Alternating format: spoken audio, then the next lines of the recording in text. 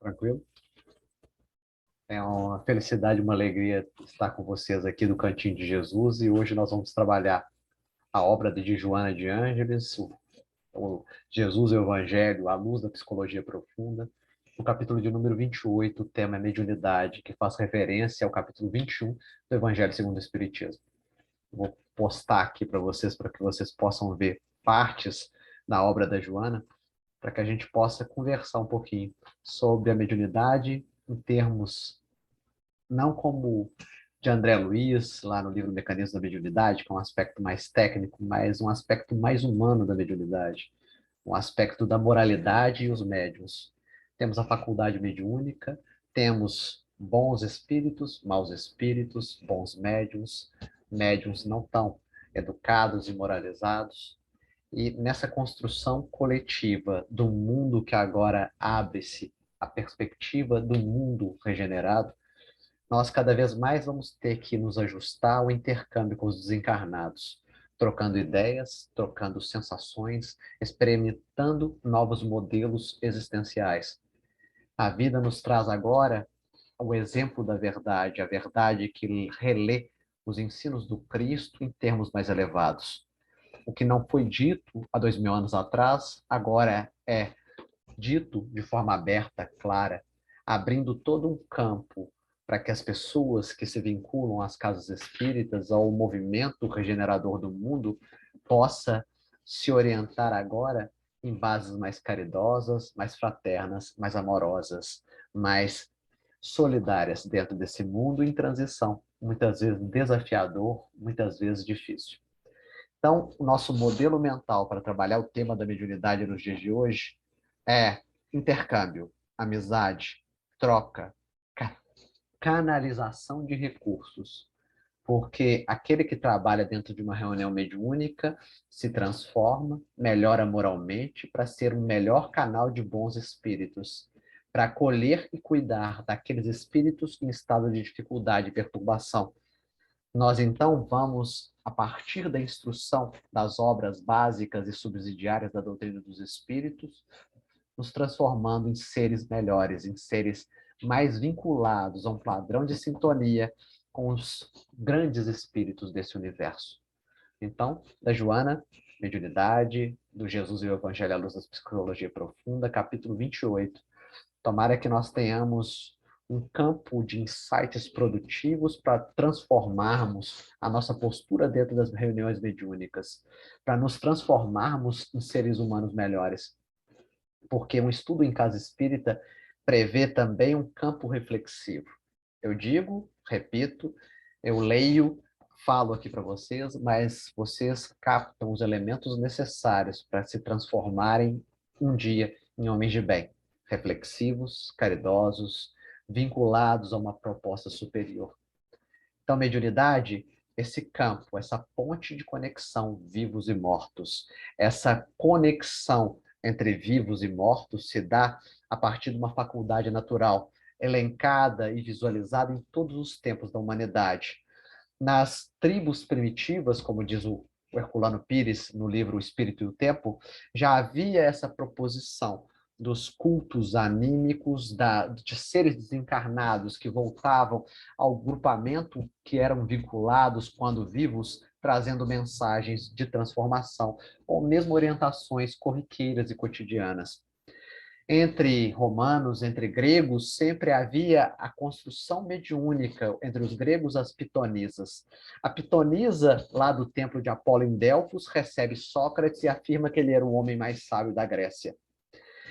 O templo de Apolo em Delfos é conhecido por ter uma fenda onde gases acabam evolando no salão principal, e esses gases, estudados pelos cientistas modernos, eram que levavam essas companheiras a um estado alterado de consciência.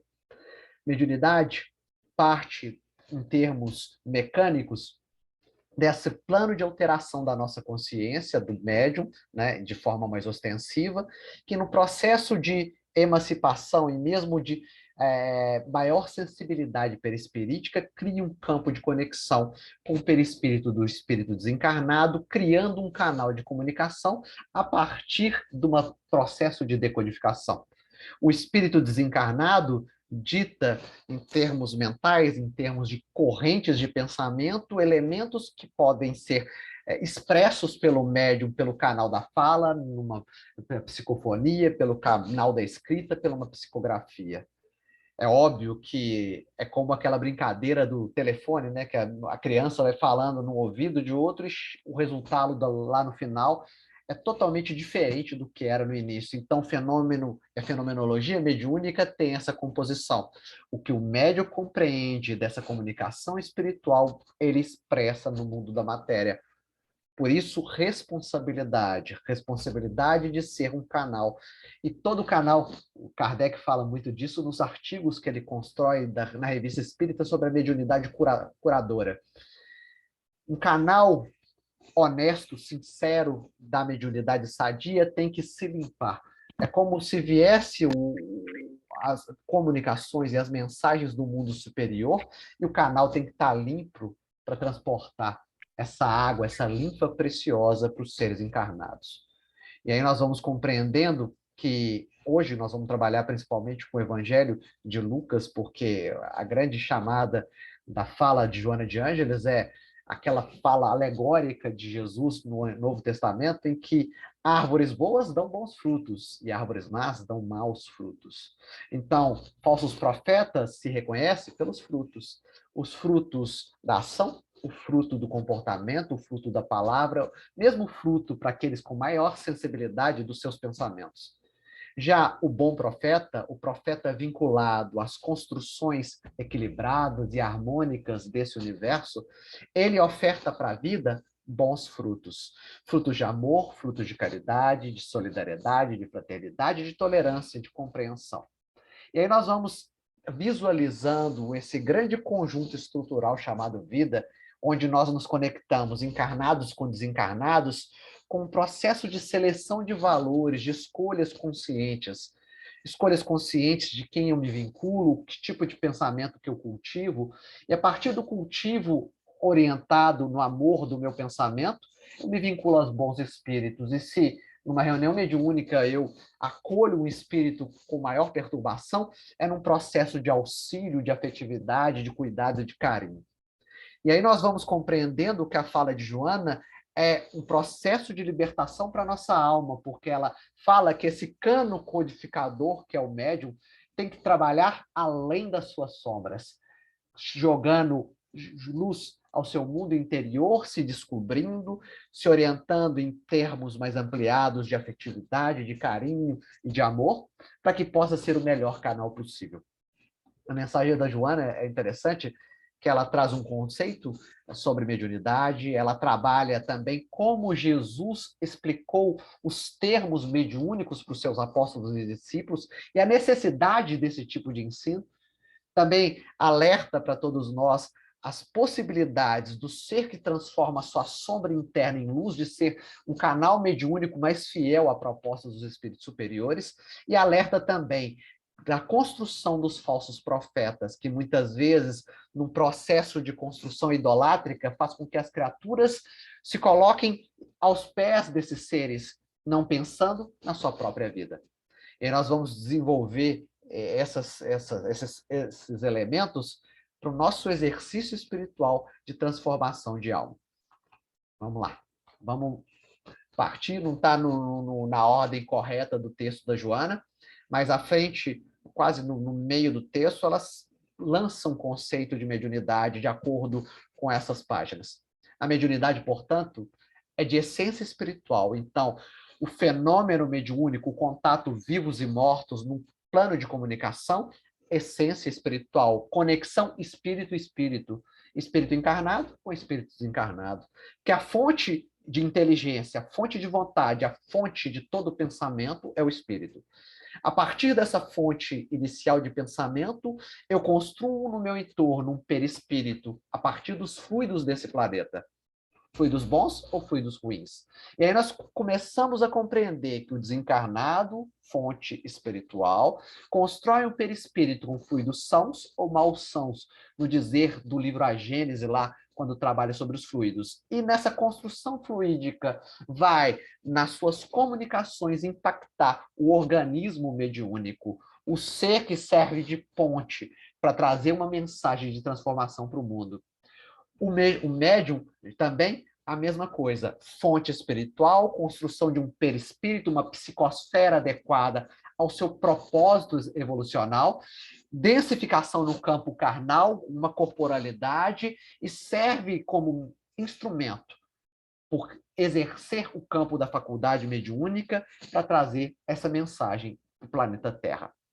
E aí nós vamos vendo o contato de seres iguais ou o contato de seres diferentes. Seres diferentes no campo do auxílio, seres iguais, muitas vezes, na construção de péssimas ou orientações adequadas a um campo de maior dificuldade para as pessoas encarnadas. Nós vamos trabalhar mais à frente, principalmente o processo nosso de idolatria diante dos médiuns e como nós temos que visualizar os médiuns como instrumentos espirituais. Bons médiuns, como Divaldo, como Chico, têm que ser reverenciados e respeitados pelo bom trabalho efetivado, mas nunca lidos com um trabalho 100%. Não há médium 100%, como diz o livro dos médiuns. Todos eles guardam o padrão de captação adequado a partir dos valores que eles possuem. Muitos de nós, principalmente na leitura do livro Consolador, isso fica bem claro da obra de Emmanuel, dá para perceber alguns lances orientadores de Chico dentro da obra. Mesmo com a alta capacidade de filtragem espiritual, a Emmanuel alerta, principalmente na questão das almas gêmeas, ao final, uma nota que ele gera para os companheiros da FEB, que, infelizmente, eu não consegui expressar na minha resposta sobre as almas gêmeas tudo o que eu gostaria de falar, porque a filtragem mediúnica do Chico não foi adequada para o meu propósito de falar disso teoricamente. E aí nós vamos vendo que doutrina espírita é um campo de ciência vinculada à filosofia e religião. A fé se alia à razão e a fé aliada à razão permite a nós, seres encarnados ou mesmo os desencarnados, uma projeção espiritual no campo da sabedoria e do amor. E aí nós vamos entrando nessa essência espiritual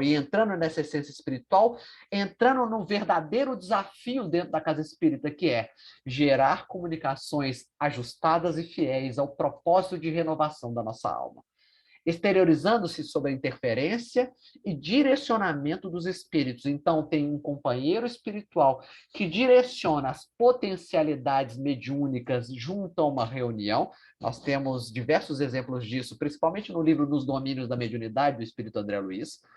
Seres que coordenam reuniões, que servem de plano orientador para os encarnados, que servem como canal de comunicação, de que, de acordo com a sua procedência, semeiam sombras e aturdimentos. Aí nós temos dois campos específicos de trabalho, né? Nós temos um campo de trabalho menos produtivo, que é as sombras e aturdimentos, enfermidades e desaires, segundo Joana de Ângeles, ou a luz que harmoniza, a luz que equilibra as criaturas. Então, duas possibilidades no campo da mediunidade.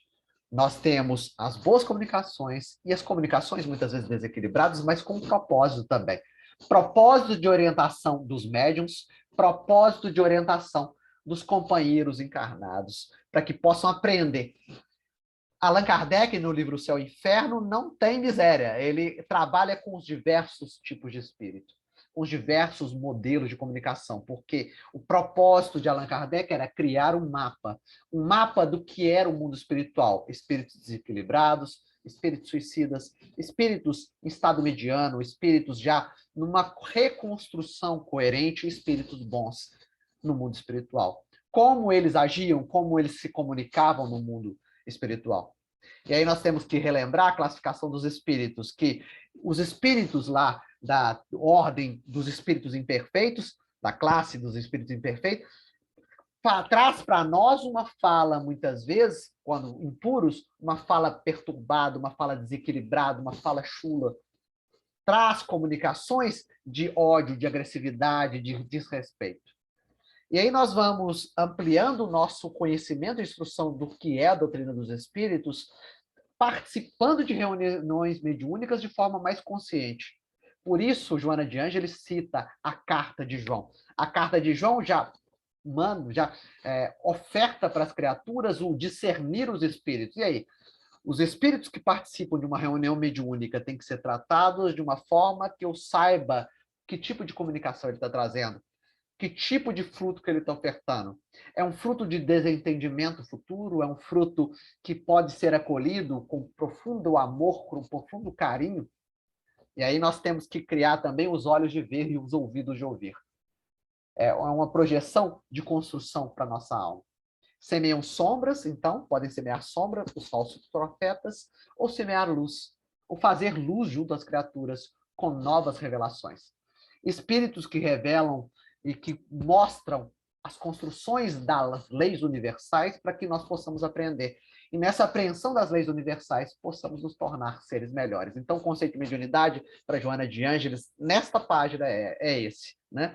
Na mediunidade, essência espiritual, a comunicação pode ser de bons espíritos ou de maus espíritos. Árvores boas ou árvores más, bons frutos ou maus frutos.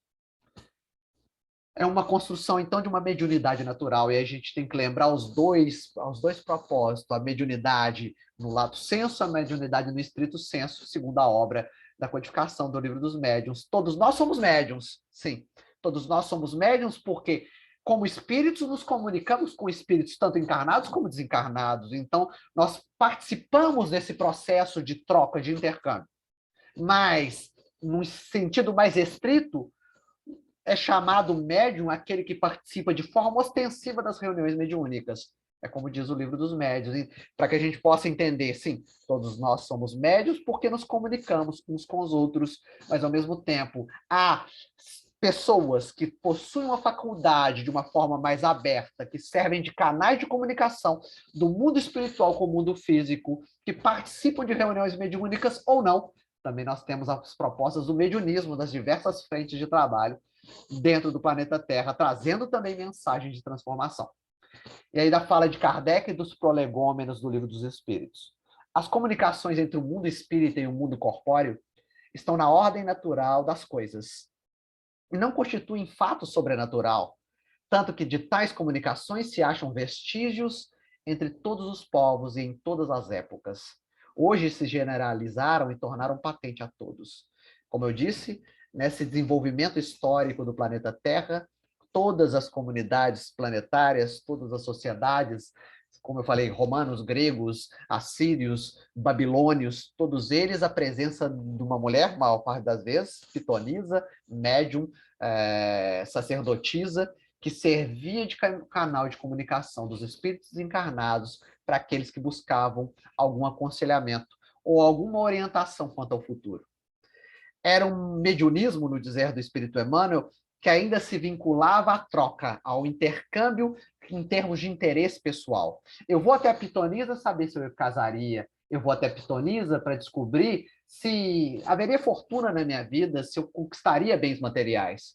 A proposta da terceira revelação no plano da verdade, a partir do capítulo 21 do Evangelho segundo o Espiritismo, é trazer para as pessoas mediunidade gratuita, dom gratuito de Deus utilizado em prol da caridade junto aos seres humanos, trazendo mais amor, mais informação, mais conhecimento aos seres encarnados e relembrando e rediscutindo a mensagem cristã, agora em bases de análise sincera, sem o encobrir dos dogmas construídos nas inúmeras frentes históricas das religiões tradicionais.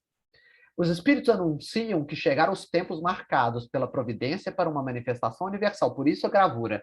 A gravura são as estrelas, né? Lá do começo do Evangelho segundo o Espiritismo. O prefácio do Evangelho segundo o Espiritismo diz que as virtudes do céu, como estrelas cadentes, retornam ao planeta Terra, trazendo a mensagem de transformação para as almas, convidando a todos os seres humanos que agora adquirem uma postura, uma mentalidade consciente, que são espíritos encarnados, a participarem de uma grande sinfonia divina.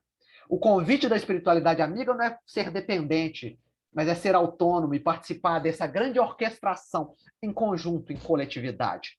E aí uma das referências sobre mediunidade é participação do coletivo. Uma reunião mediúnica se estrutura na casa espírita com diversos componentes encarnados, com diversos componentes encarnados, e nós não sabemos o grau de importância de cada um deles dentro de uma reunião.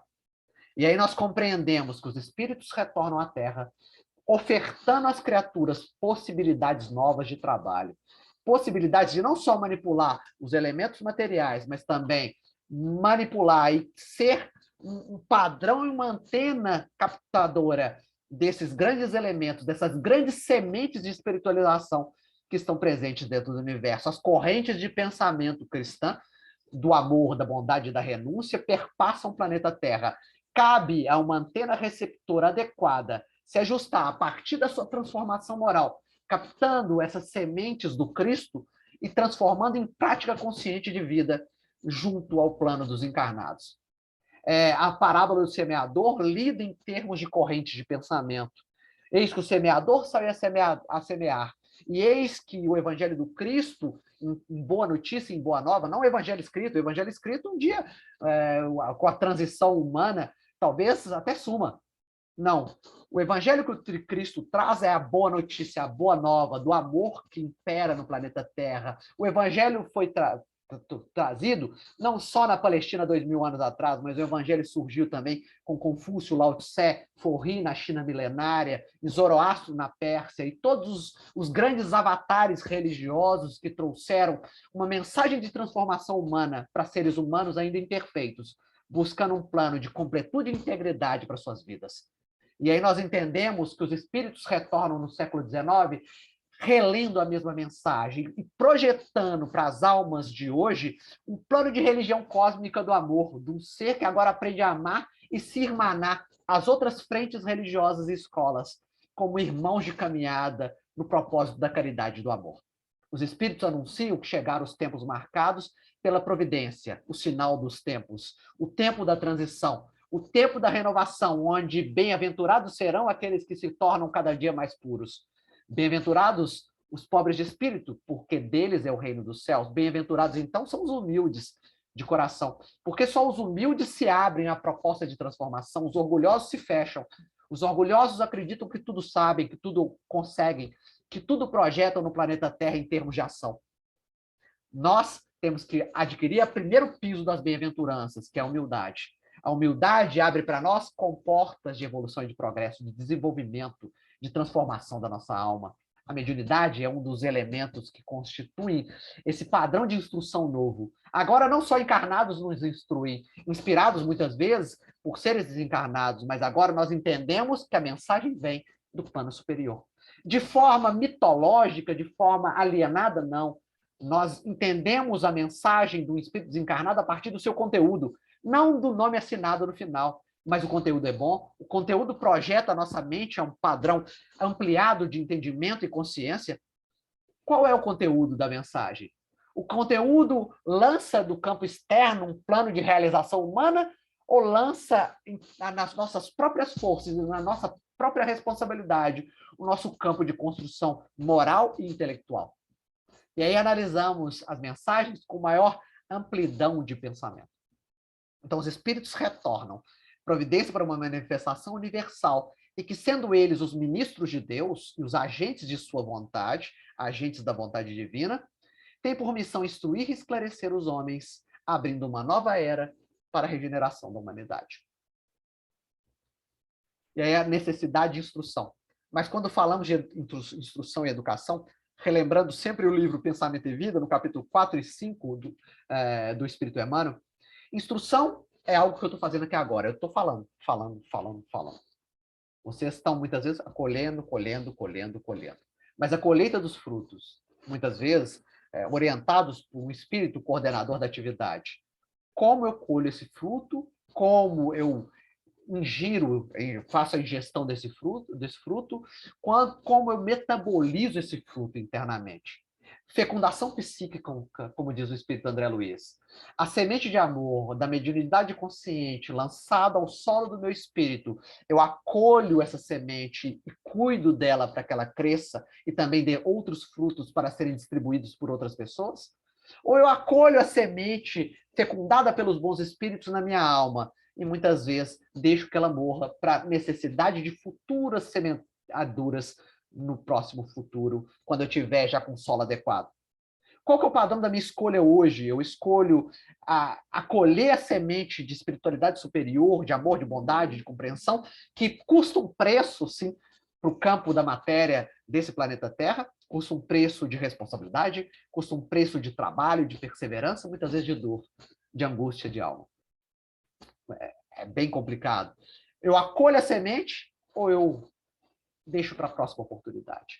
E aí, a Joana coloca para nós a necessidade de Jesus orientar os seus discípulos sobre os fenômenos mediúnicos. Porque Jesus caminhava com os 12, caminhando com os 12, eles viam a fenomenologia mediúnica, curas sendo efetivadas a partir da mediunidade curadora, elementos sendo trabalhados no campo das obsessões e desobsessões com carinho e cuidado.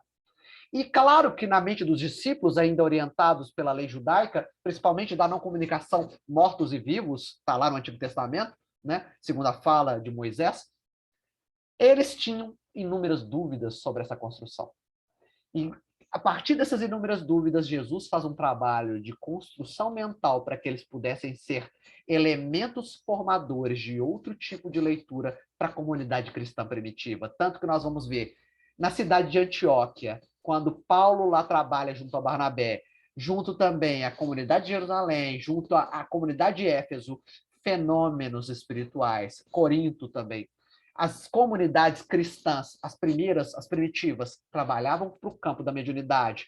E temos referências no livro Atos dos Apóstolos de diversos companheiros médiuns que trouxeram uma mensagem auxiliando o trabalho daquela época. Nós temos a figura de Ágabo, nós temos as filhas do apóstolo Filipe, todos eles, como naquela época a palavra profeta, como canais de comunicação de uma mensagem superior às criaturas e principalmente ao trabalho redentor do cristianismo no planeta Terra. Ágabo oferta para Paulo uma mensagem, não a partir das palavras, mas a partir dos gestos, que ele seria aprisionado anos após, dias após, né, ali em Jerusalém. E aí nós vamos vendo um plano de orientação não só de encarnados, mas também a presença dos encarnados na construção do cristianismo primitivo, começando com o grande mestre Jesus, que traz para os discípulos orientações do campo mediúnico. Preocupado com a saúde integral de seus discípulos, porque é óbvio que saúde integral e integridade interna tem a ver também com a nossa construção em termos de espiritualização de alma, por nós nos reconhecermos seres espirituais portando um corpo físico, entendermos que após o nosso desencarne, a matéria retorna ao campo da matéria e eu me encontro em corpo perispiritual e espiritual no mundo dos espíritos. Preocupado, então, com a saúde integral dos seus discípulos, assim como daqueles que o seguiam, não podia deixar de abordar a transcendência do espírito e o seu relacionamento psíquico com os homens terrestres, a possibilidade, então, de comunicação vivos e mortos, a sobrevivência do ser no pós-morte, e mesmo para alguns que acreditam, a antecipação também do anterior à vida, a minha existência para um plano reencarnatório.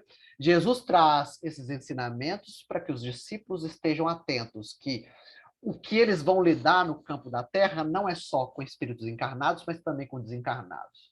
Aquele elemento lá da descida lá da transfiguração, onde ele encontra o jovem lunático a se debater e fala para os seus discípulos porque, por causa da sua pouca fé, não pôde curar o jovem lunático e orientar o espírito que estava ali atormentando, é já um padrão referencial para uma mudança de entendimento desses seres, construindo agora um padrão de maior racionalidade quanto o fenômeno mediúnico. Então, Jesus trabalhava a saúde integral dos discípulos, fazendo com que eles visualizassem a presença de um espírito que permanecia após a morte, trabalhando no mundo espiritual. E aí nós temos que compreender a relação mestre-discípulo.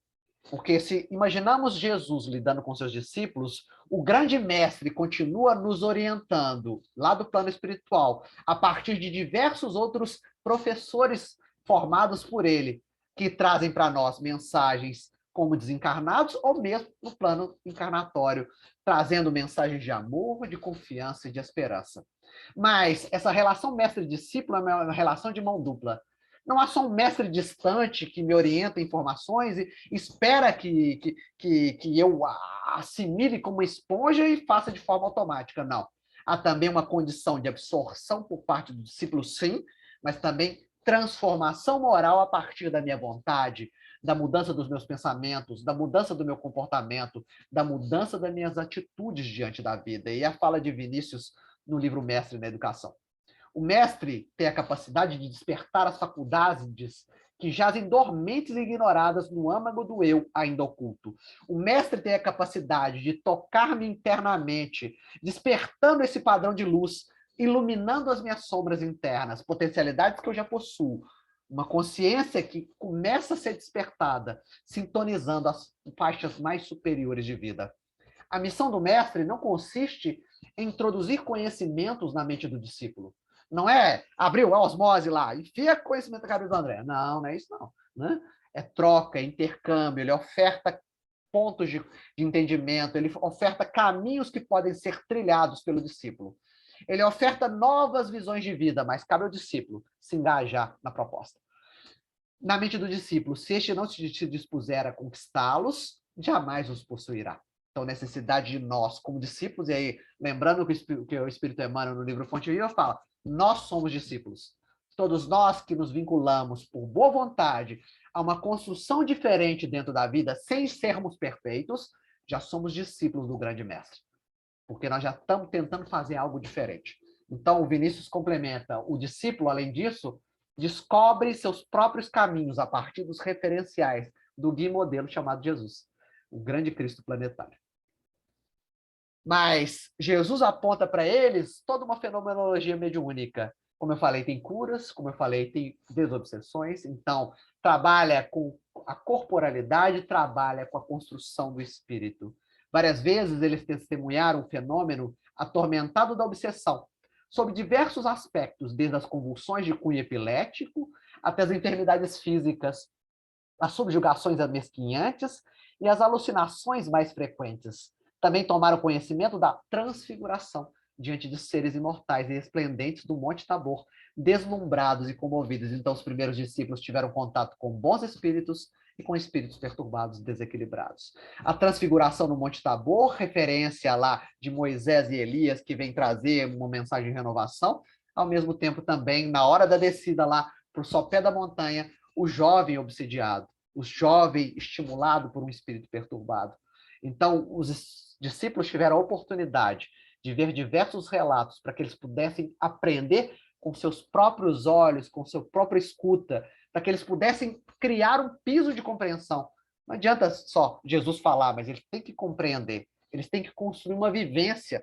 Por isso que mediunidade, além da educação, além da instrução, tem a vivência na prática, de compreender os fenômenos, porque já estudou, e aí consegue ler a construção mediúnica numa sala de reuniões de uma forma mais apropriada, e consegue vibrar na hora certa, consegue se colocar diante daquele conjunto de harmônico com maior harmonia, com maior equilíbrio. Faculdade mediúnica, então. A faculdade mediúnica é um padrão de neutralidade.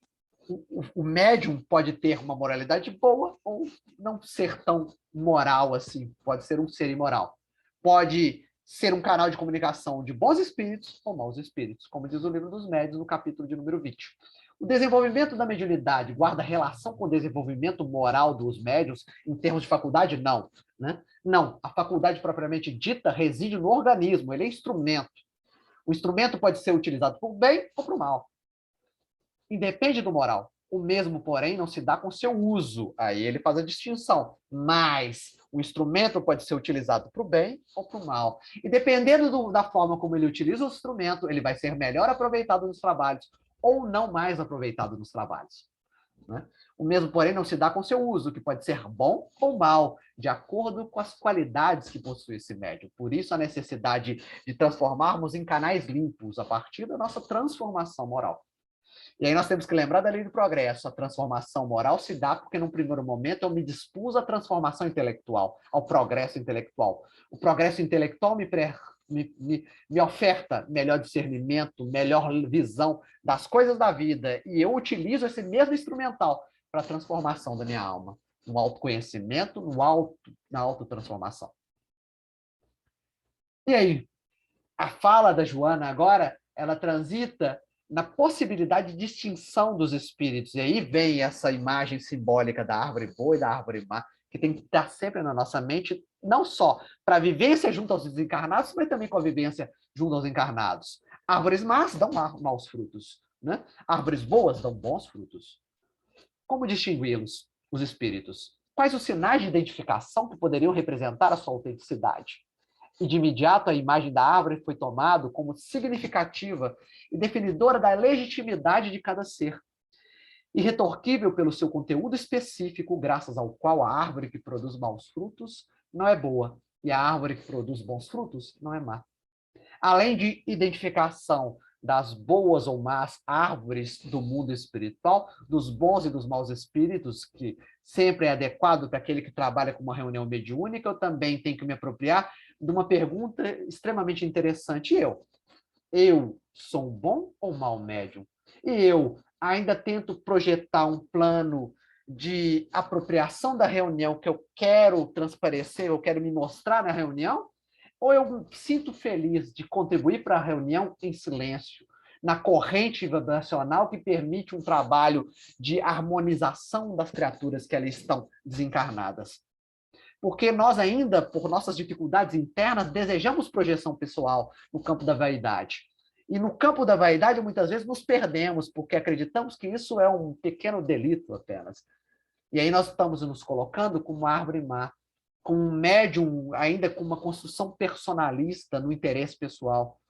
E a proposta da doutrina dos espíritos é formatação e construção de uma coletividade na comunhão dos pensamentos. Tem um artigo da Revista Espírita de 1868, em que a sessão solene aos mortos, lá, em que Kardec trabalha a primeira parte do artigo da comunhão do pensamento, e na segunda parte, se o espiritismo era uma religião. A comunhão dos pensamentos é isso, a agregação de valores de pensamento para que os trabalhos mediúnicos se deem de uma forma mais equilibrada, auxiliando a quem está lá. E é isso que nós temos que pensar. A identificação dos espíritos, então, parte a partir do conteúdo. Qual é o conteúdo que o espírito trouxe na reunião? Qual foi o tipo de fala?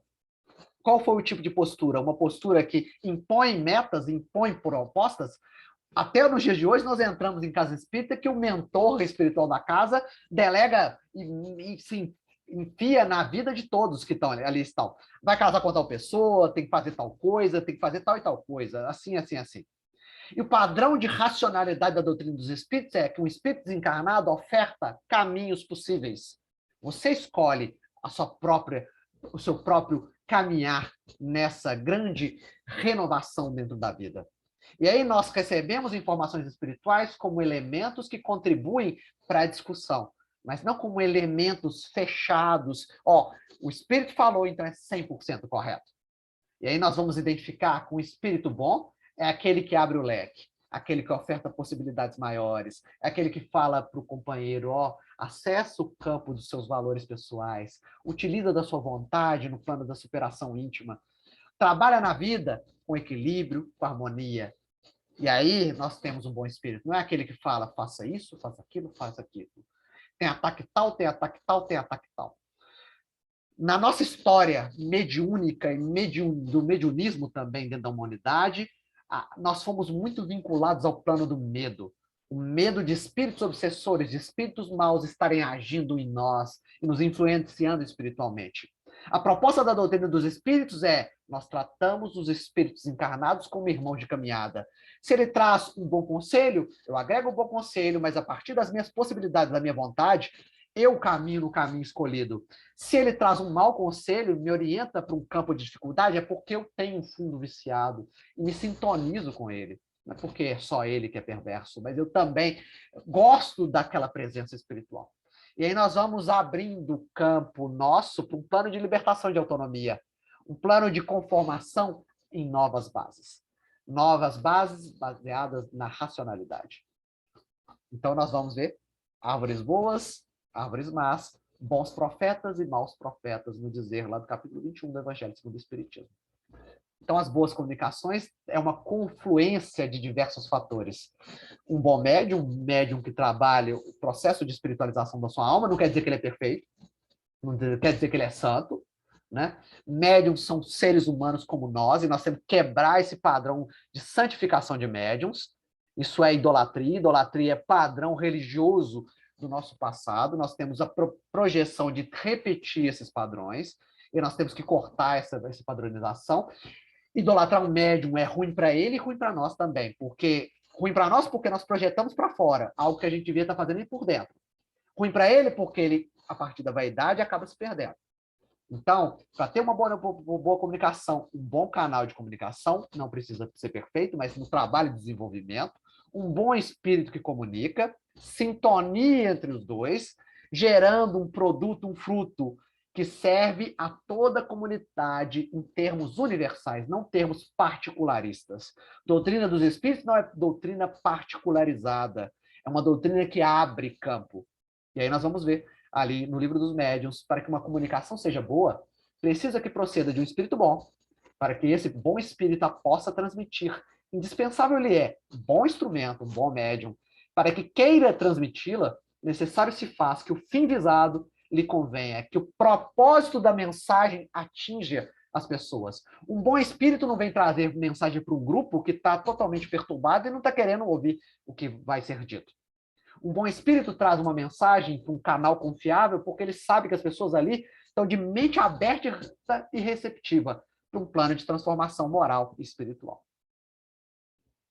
E aí nós vamos entender que a faculdade é neutra, o uso adequado é que nós temos que pensar no bom profeta ou no mau profeta, na árvore boa, na árvore má. Então, mediunidade também tem um grau de vinculação com o campo da moralidade. A ausência da sombra, e aí a Joana trabalha muito essa composição da sombra, o médio com sombras internas não trabalhadas, porque sombra todos nós temos, ele acaba projetando na comunicação as suas dificuldades, as suas perturbações, os seus desequilíbrios. Ele acaba sintonizando com seres desencarnados no mesmo padrão de projeção espiritual. E aí nós vamos ter que pensar como anda o nosso pensamento, nós vamos ter que nos observar internamente, nós vamos ter que observar como anda esse pensamento, se ele está desequilibrado demais, para que nós possamos, na autoobservação, transformar o campo dos nossos pensamentos, que é possível. Uma das técnicas utilizadas para a transformação dos nossos pensamentos é a oração. Está na obra da codificação. Quando, em momentos de dificuldade, eu faço uma prece, uma oração, minha sintonia se eleva. É a afinidade que eu tenho com os bons espíritos? Não. A sintonia elevou e eu criei o campo de comunicação. A afinidade é construída no trabalho de renovação dia a dia, no meu cotidiano. Esse é o propósito. A ausência, então, de sombra sempre favorece a presença do conhecimento e do discernimento, da ação oposta ao egoísmo, produzindo harmonia interna e não ambição, não competitividade vulgar e destruidora. Ela cita alguns aspectos destrutivos da comunicação mediúnica. Competição, né? Vulgar e destruidora, ambição, desarmonia interior.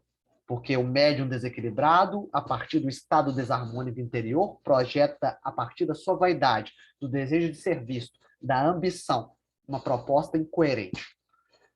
Hoje em dia, na construção, principalmente da literatura mediúnica, alguns companheiros se destacam e querem enfatizar muito a construção lá dos dragões, dos seres espirituais do mundo inferior, que são a figura representada das religiões tradicionais do diabo que a gente conhecia. Mas é óbvio que há companheiros no plano espiritual em estado de extrema dificuldade, de extrema desarmonia. Mas o mais importante para a transformação da nossa vida não é visualizar dragões fora, mas é visualizar os dragões internos que ainda possuímos. É visualizar nossos vícios morais, nosso egoísmo, nosso orgulho, nossa propensão a gerar desequilíbrios nas relações, a tratar os outros com desrespeito, sem aprender a perdoar muitas vezes. E aí, descobrindo os nossos dragões internos, nós tratamos os nossos dragões internos. Tratando os nossos dragões internos, o plano de conexão e afinidade vai ser com aqueles companheiros que também estão buscando, num processo consciente de renovação, se trabalharem por dentro. Então, nós temos que ter essa construção bem orientada. O de fora, essa construção desse tipo de literatura, é produtivo ou não é produtivo para o meu desenvolvimento pessoal? Ou gera um campo de desculpas, um desculpismo? Ah, tá vendo? planeta Terra é muito difícil, é muito conturbado, muito perturbado. Por isso que eu não consigo mudar. Por isso é que tudo é tão difícil. E aí eu não acesso a minha força interior, o meu poder de transformação interno, a minha possibilidade de fazer diferente. Nós vemos a imagem de um Paulo de Tarso como alguém que acessa o plano da sua vontade para fazer diferente, pegando as sementes perturbadas que ele possuía e transformando elas em sementes de amor, de bondade e de entendimento. Nós temos que ter o mesmo padrão de perseverança e de trabalho. Então, a ausência de sombra interior permite uma boa comunicação espiritual, um belo canal de comunicação. Autêntico em si mesmo reflete o psiquismo superior da vida e arrebanha outras criaturas, conduzindo-as na direção da plenitude que já antegoza. E aí a representação fiel da parábola do semeador. Sementes de amor e bondade, fecundadas pelos espíritos desencarnados, passam por um canal mediúnico limpo, sereno, equilibrado, semeando a mente e os corações das criaturas que estão ouvindo essas palavras ou mesmo lendo essas palavras. Gratuidade e desapego, então. É a nossa proposta dos médiuns de utilizar o dom gratuito recebido por Deus para que haja uma mudança de mentalidade no planeta Terra. Nós recebemos a mensagem de amor para não ficar só conosco mesmo, mas para transferir para frente. Uma grande cadeia de interconexões, de bondade, de bem, de harmonia, de paz. É o processo da fraternidade que conquista o planeta Terra.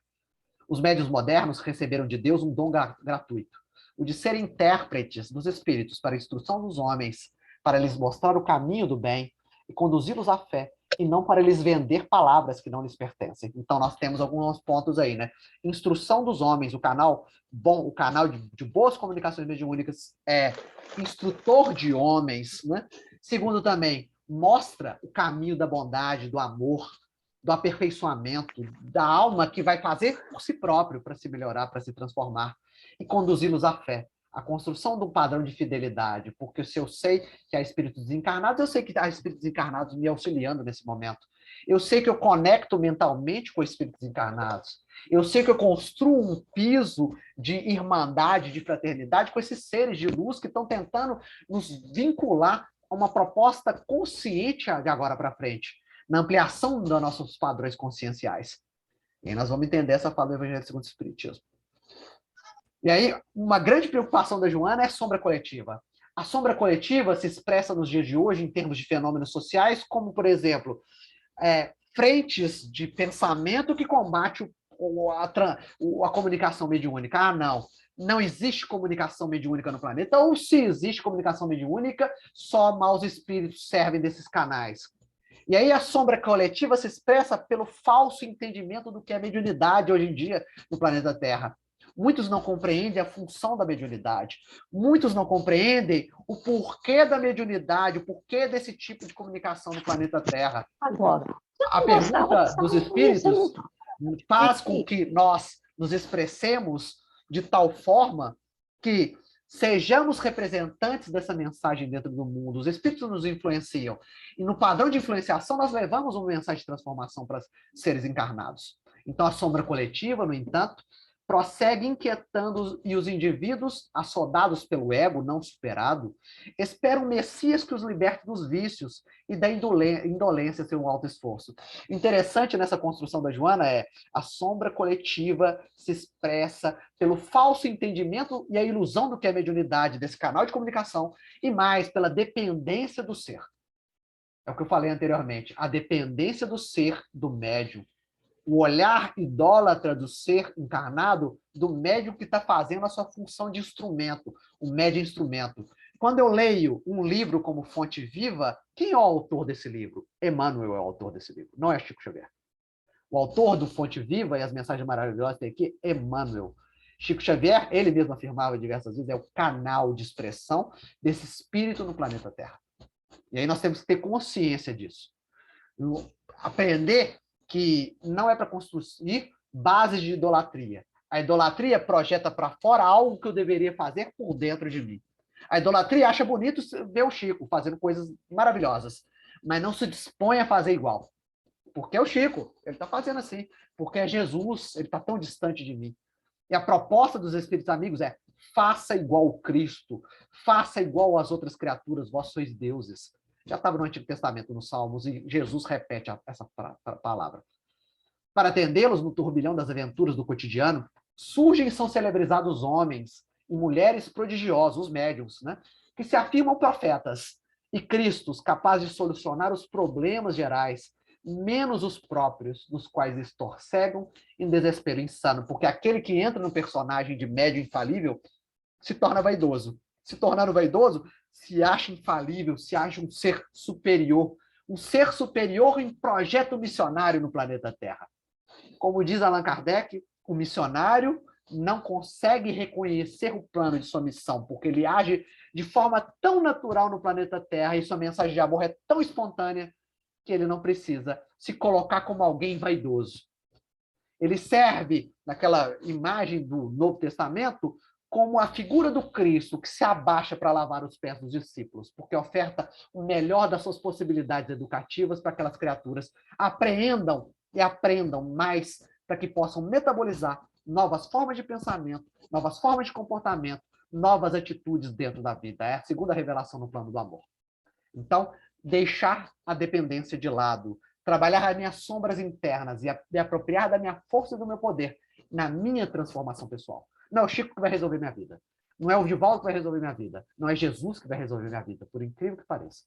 Eu vou assimilar as mensagens do Cristo e transformar a minha vida a partir das minhas próprias forças. A partir da questão de número 114 de Livro dos Espíritos, quem for ler lá, vai ver esse tipo de abordagem simples e ignorante num processo de evolução e progresso a partir das suas próprias forças. Desenvolvimento do senso moral, outra construção dentro da vida. Então, é um processo de autonomização espiritual, né? Seres escravizados às suas próprias dificuldades, projetando para fora, achando que é o fora que vai resolver, chega um determinado momento que dá um clique espiritual e olha para dentro e fala, não, o reino de Deus eu construo dentro da minha alma, dentro do meu coração. O reino de Deus é cada virtude que eu exercito dentro do meu coração. É a paciência que eu tenho com o companheiro mais perturbado que tem dentro de casa, é a prudência no trato junto às criaturas, é o amor dinamizado na distribuição da sopa fraterna, do lanche para as pessoas em necessidade. E aí eu vou descobrindo que a fonte a ser trabalhado é o meu mundo interno. E aí eu me disponho a trabalhar por dentro.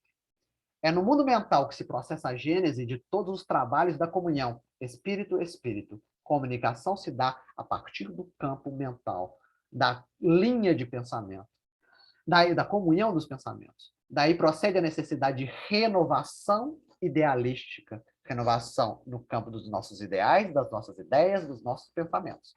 De estudo, a partir do estudo, da bondade operante, da fé ativa, se pretendemos conservar o contato com os espíritos de grande luz. Para ter contato com os espíritos de grande luz, necessidade de estudo, conhecimento, necessidade de uma fé ativa, plano de conexão, né? Plano de fidelidade a um propósito evolutivo consciente, bondade operante, trabalho de caridade, para que possamos transformar a nossa alma, nos vinculando agora por afinidade a esses bons espíritos que estão no planeta Terra.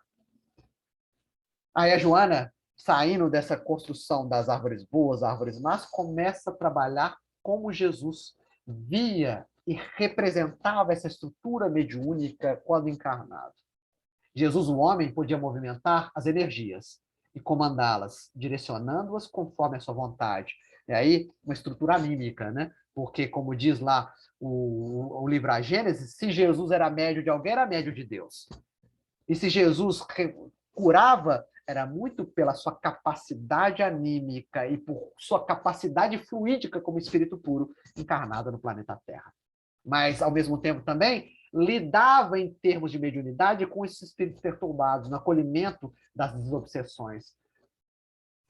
Que é bom referência para isso é o endemoniado gadareno, né? Para que a gente possa aprender um pouquinho mais. Jesus, o homem, podia movimentar as energias e comandá-las, direcionando-as conforme a sua vontade. Projeção de pensamento e vontade, porque a fonte era pura, a fonte conseguia direcionar de forma eficaz. Dialogava com os espíritos enfermos, que a morte não libertara dos conflitos que os afligiram. Então, diálogo também com os espíritos equilibrados. Adentrando-se psiquicamente no futuro, uma capacidade de emancipação da alma, como diz o livro A Gênese, a constituição da dupla vista em estado permanente, visualizando as estruturas dos seres e também as projeções de passado e de futuro, descerrou, então, parte da cortina que o velava, entreteceu considerações incomuns sobre o seu ministério, morte e ressurreição, apresentando no futuro as consequências da insânia e da soberba humana, e era um grande guia, um grande exemplo para aqueles que estavam ao lado para aprender como lidar com as suas próprias potencialidades anímicas e também com a construção amorosa e fraterna com os espíritos que ali estavam desencarnados na Palestina daquela época. Eu gosto dessa imagem, tem gente que não gosta, eu gosto dessa imagem, porque o artista conseguiu entender a natureza do Cristo, entender que a natureza do Cristo vai além do seu tempo e se projeta no campo do futuro, vai além do espaço planeta Terra, mas se perde na imensidão sideral, porque é o Espírito puro. Por isso Jesus o astronauta, né? O astronauta porque é um ser construído dentro dessa filiação universal. E aí nós temos que saber da superioridade da natureza do Cristo. A superioridade de Jesus com relação aos homens não resultava das qualidades particulares do seu corpo, mas da do seu espírito, que dominava a matéria de modo absoluto, e da do seu perispírito, aurido da parte mais quintessenciada dos fluidos terrestres. Vou finalizando com mais duas últimas, porque a fala final do Espírito Joana de Ângeles nessa página sobre a mediunidade do Jesus e o Evangelho à luz da psicologia profunda é, vocês têm um exemplo do Cristo no lidar com a mediunidade, agora é hora de trilhar o seu caminho. Porque a Joana fala de sombras, fala de árvores boas, árvores más, necessidade de transformação dos médiuns, isso com um objetivo específico, transformar as criaturas que estão nela, para que possam aperfeiçoar o seu olhar e reproduzirem esse tipo de comportamento do Cristo e seus discípulos junto às suas reuniões mediúnicas, junto às suas casas espíritas, junto à comunidade planetária. Por essa razão, a árvore que produz maus frutos não é boa. E a árvore que produz bons frutos não é má. Prosseguindo como lição psicológica, qual que é a grande lição? Da seleção de valores humanos, nova forma de olhar para a vida, não mais materialista, mas uma forma espiritualista de olhar a vida.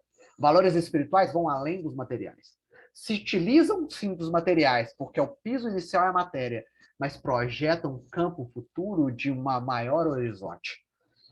Lição psicológica de seleção de valores humanos, auxiliando a que sejam identificados e reconhecidos os verdadeiros profetas. Só aquele que tem olho de ver consegue ver uma boa comunicação mediúnica. Só aquele que tem ouvido de ouvir consegue perceber um ser, um companheiro encarnado ou desencarnado que traz uma boa semente, uma semente de amor, para um plano de transformação consciente das criaturas. E aí nós vamos ter que estar com as nossas antenas receptoras, acolhendo essas linhas de pensamento produtivas para nos transformarmos em homens melhores. Para isso, eu trouxe um desafio final. O desafio final é nos transformarmos. E como nos transformarmos? Esse ponto elencado pelo Espírito Hamed no livro Renovando Atitudes é interessante. Nós possuímos um reservatório moral. O que é isso? Nós olhamos para a vida com um olhar condicionado pela nossa infância. Papai ensinou que homem de bem funcionava de tal forma. E aí eu olho para a vida e acredito que só homem de bem é daquela forma. Tem que ser daquela forma que o meu pai me ensinou. Se for diferente, não é homem de bem. E aí eu vou ter que rever os meus valores e colocar eles em suspenso. Será que isso é mesmo real? Será que o meu pai e minha mãe me proporcionaram o entendimento da vida era referente aos valores que eles possuíam? E por isso eu tenho que relativizar eles no dia de hoje, ampliando a construção que eles fizeram comigo, no plano da minha educação? Será que eu tenho que olhar para a vida, então, de forma diferenciada? E aí, o grande desafio, o grande exercício para o dia de hoje, para todos nós, entendendo essa construção da mediunidade, é como nós vamos nos construir agora como seres melhores, árvores boas dando bons frutos. Isso que é o mais importante. Para isso, eu vou ter que descobrir qual o meu reservatório moral. Censuras que nós fazemos, observações, admoestações, superstições, preconceitos, opiniões, informações, influências do meio. Formar em nós um tipo de reservatório moral. Coleção de regras e preceitos a ser rigorosamente cumpridos, da qual nos servimos para concluir e catalogar as atitudes em boas ou em más. Então, a partir do filtro que eu possuo, que eu construí, a partir das vivências, não só dessa vida, mas também de outras vidas, de outras existências, eu analiso a vida a partir dos valores que eu tenho. E aí a grande chamada dos bons amigos espirituais é releia esses valores e construa valores novos. Releia o mundo agora com olhos espirituais. Se transforma numa árvore de amor, de paz e de harmonia. É isso que eu queria trazer para vocês da página de Joana de Ângeles. Tomara que seja construtivo para que vocês possam, nessa caminhada evolucional, se tornarem homens de bem. Os homens de bem, segundo, principalmente eu estou abordando aqui a partir do Evangelho segundo o Espiritismo, na questão 918, no comentário dado por Kardec. O homem de bem é reflexivo. Ele sabe as vivências que ele tem dentro do mundo. Ele sabe ao final do dia o que ele fez de bom e de ruim. Ele não para por causa das coisas ruins, mas ele continua trabalhando para cada vez isso seja menor. Reflexividade é necessária a todos nós. Saber o que nós fazemos de bom e de ruim. Eu só consigo reconhecer uma árvore se eu também consigo reconhecer os frutos que eu dou para a vida. Então eu tenho que saber o que eu estou fazendo, como eu estou pensando, como eu estou me comportando, se eu magoo as pessoas, por que elas ficaram magoadas comigo. Reflexivos, caridosos, benevolente para com todas as criaturas do planeta Terra, indulgente com as imperfeições alheias e também sabem perdoar, porque devem perdoar, porque têm a necessidade também de serem perdoados pelos outros. E aí nós vamos constituindo um homem amoroso, um homem íntegro, no dizer da Joana de Ângeles. O homem integral é constituído por nós também, nessa constituição, troca, intercâmbio com os bons espíritos, a partir do canal bendito da mediunidade. Um grande abraço para todo mundo, até a próxima, né? Tá no poder aí, Delano. Vai lá.